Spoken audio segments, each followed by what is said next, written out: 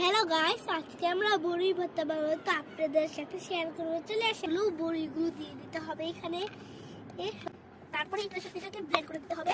এটা ভালো করে এখানে মিশিয়ে দিচ্ছি, আমরা ছেঁচে নিচ্ছি, এখন আমরা ব্লেন্ড করে দিচ্ছি।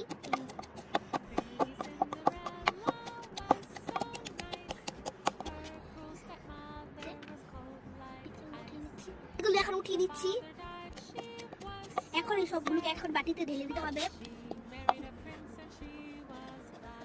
এখন দিয়ে দিতে হবে, প্রথমে চিনি দিয়ে দিতে হবে, তারপরে তেঁতুল দিয়ে দিতে হবে, তারপর একটু লবণ দিয়ে দেবো পরিমাণ মতো, লবণ একটু বিট লবণ দিয়ে দেবো, একটু মরিচের ফাঁকি দিয়ে দেবো, আর একটু চিনি দিয়ে দিলাম, ভালো করে মেখে নেবো।